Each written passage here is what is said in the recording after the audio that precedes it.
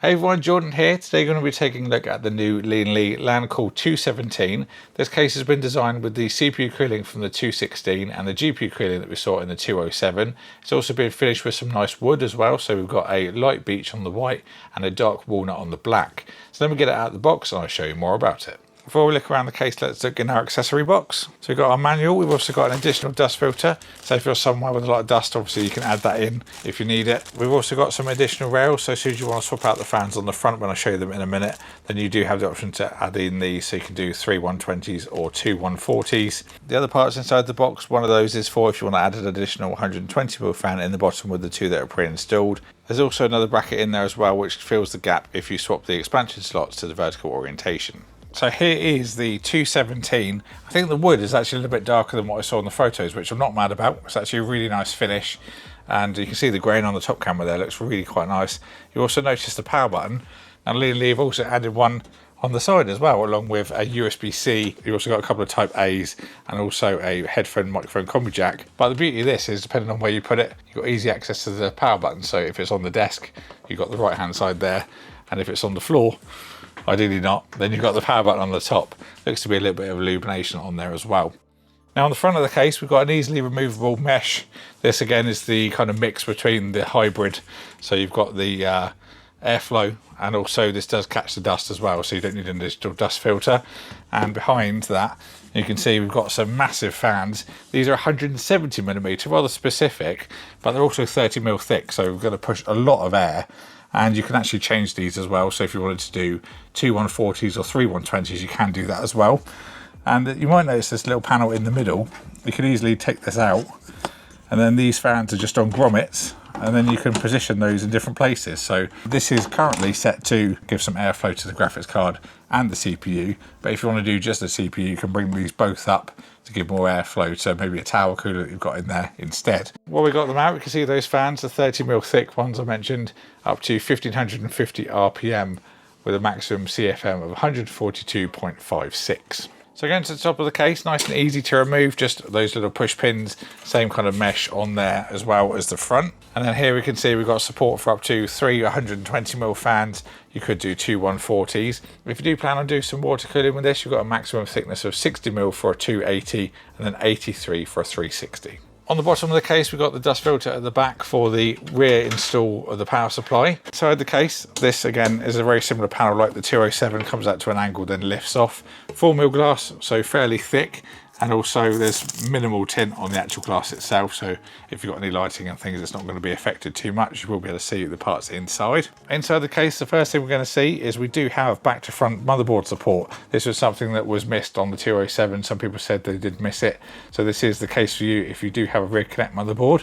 It can support up to E80X. You can go over these grommets and also move this little part if you need to use an E80X. They also demonstrate workstation boards in this case, which is quite an interesting thing. So you can put those really big long ones in there if you wish. You also got loads of nice grommets on there as well. None at the top, which is something I would like to see personally, but obviously, you know, this is going to just bring the cost up if you do add more things like that. So I can understand why there's only some on the right hand side. That's where your biggest cables are going to come through anyway. We've got an anti-sag bracket included as well. This was very similar to the one in the 207. You can move the position. Maximum support for this case for a graphics card is 380 though, so you've got loads of space. I don't think there's anything that big on the market yet. And then in terms of air coolers, you can do a maximum height of 180mm. So just tilting the case up, at the bottom we've got those pre-installed 120mm fans for the graphics card cooling.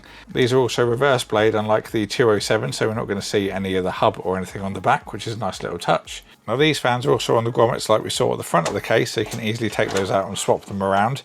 And you can see there's also support for an additional fan should you want to do 3 120s in the bottom. Now at the bottom of the case, we've got a panel much like the 207, just comes away with a thumb screw. Now if you wish, we have the option to mount the power supply at 90 degrees, unlike the traditional method that you'd see from the back. You can still do that, I'll show that in a minute. So on the back of the case, we've got the pre-installed 140, also where the motherboard's I/O will come out. You've also got some little cable tie points if you want to keep all that nice and managed down the side. Further down, we've got our 7 expansion ports. You can rotate this as well if you want to do a vertical mount. You just need the riser, then you don't have to buy the kit. And then going further down, we've got the power supply mount. As we saw inside, you can change it around if you want to. Some people might like the traditional style. style instead.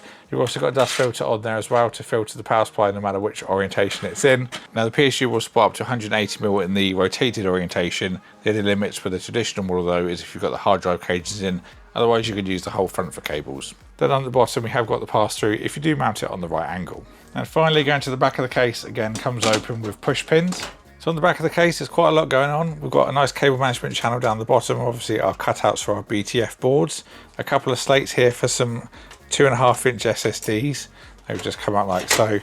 You just screw them in and then slide them back down, and it just goes back in with a thumb screw. You can do a maximum of 2.5-inch drives on this case, and then you can also add in 4 3.5-inch drives to the bottom. Lian Li have included a hub in the top of this case as well. We've got one spare 4-pin for a fan, and there's also 4 spots which are 3-pin 5-volt addressable RGB. Nice little touch if you do plan to put a lot of RGB in this case. Down the left hand side, obviously there's nice big grommets. We've also got our front panel stuff as well. So we've got the Type-C connector, that's a 20 gigabit port as well. We've also got our front panel audio, there's the USB Type A.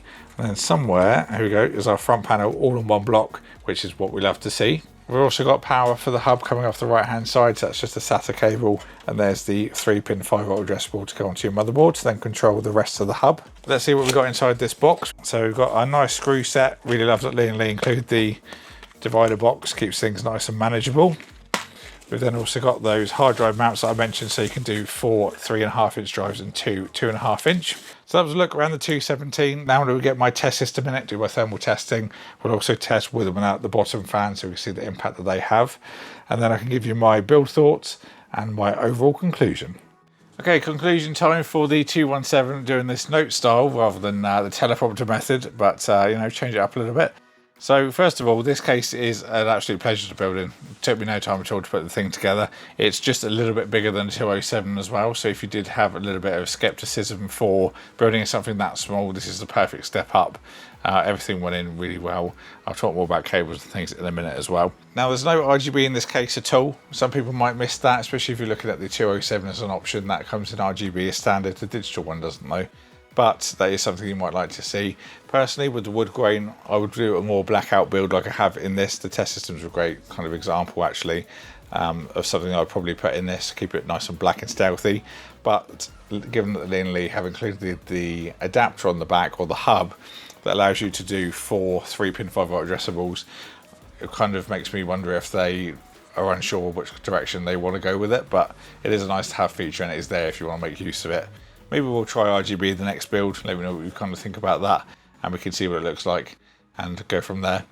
Other things to mention, EPS connectors. I had loads of room to get in after putting the motherboard in and installing the PSU afterwards, so no issue there in terms of space. With an air tower, it's nice and easy, but you may find that if you're using an AIO, your mileage may vary. I have got big hands though, so if you have smaller hands and just using an AIO, you may find that it's no issue at all.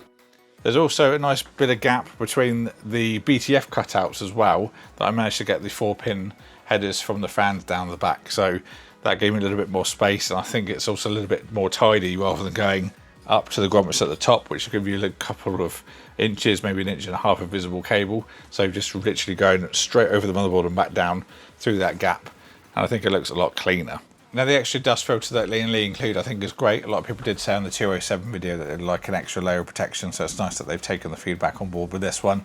For the majority of people you probably won't need it, but like I mentioned, there are certain locations that do really need that, or maybe you've got pets for example, that is something you can put on.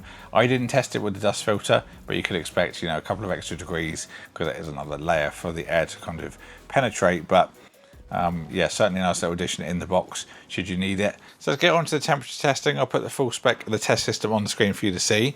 All of the fans are set to 1500 RPM to keep things consistent, and the 217 came in some really good results. So for CPU cooling, the CPU configuration for the front fans is best, and for GPU cooling, the default configuration is best. Right, go figure, right? But putting this in the charts, it does come out by the top 2/5 of cases that I've tested. I think I'll keep the default mode for the results moving forward to test against other cases. I think that's what most people will use. It's basically down to the system that you're using, really. If you've got a high TDP CPU, you may want to bump that fan up, especially if you're maybe using it for content creation or you use it for work. If you do just primarily gaming, then leave it in the default mode, or you can obviously give them a try in different positions to see which works better for you, especially as you have got the bottom fans in there as well for your graphics card. Now, if you are just primarily gaming as well, you can mount the bottom mounted fans underneath the shroud, so should you want to clean it up, or maybe if you're using a thicker graphics card, you want to increase that gap between the fans and your graphics card fans, you can mount them under there, which I think is pretty cool. Additionally, other things that I really liked, the power buttons. I found that I was pressing the power button when I was stood up and then going to sit at the desk, and then between restarts changing settings and things for the testing, I found I was using the side one. Really convenient. I don't know why we haven't seen that before, but a nice little touch and nice little kind of quality of life thing as well. Last little things to cover. The black edition of this is going to be $119 and the white is $129.99. I think that's a fairly reasonable price considering we have the 207 at $89. I think this offers a lot more flexibility. Like I said, that extra space as well. If you do find the 207 looks a little bit small. I would like to see what else we can cram in this. I'm going to leave this video a bit open-ended. I do want to do a build with this fairly soon. I would love to try and get a workstation board to fit in it and see literally the maximum things we can cram in it. So the longest graphics card, the longest motherboard. Maybe we'll change the fans in the front for RGB. Put an AIO in the roof for a bit of a change. Vertical mount the graphics card is something else we can try. There's a lot left to do and too much to do in one video, I think. So we'll certainly revisit this. Let me know what kind of spec you'd like to see as well. We can discuss that down in the comments box. Any other questions you've got, please leave them down there as well, and I'll get back to you as soon as I can. If you enjoyed this video, please get subscribed and ding the bell so you don't miss any future content. I've also just opened up memberships on the channel as well. If you do want to support me a little bit extra, that all goes back into paying the bills and keeping the channel afloat. So if you do become a member, I do really appreciate it. There's loads of perks and stuff that goes with that as well. Please check that out down below. I'll leave links for this in the description box if you want to pick one up. May take a little while depending on stocking and things, but I'll keep those links updated. Big thank you to Lian Li for sending this out for me to look at. Thank you all for watching, and I'll see you all in the next one.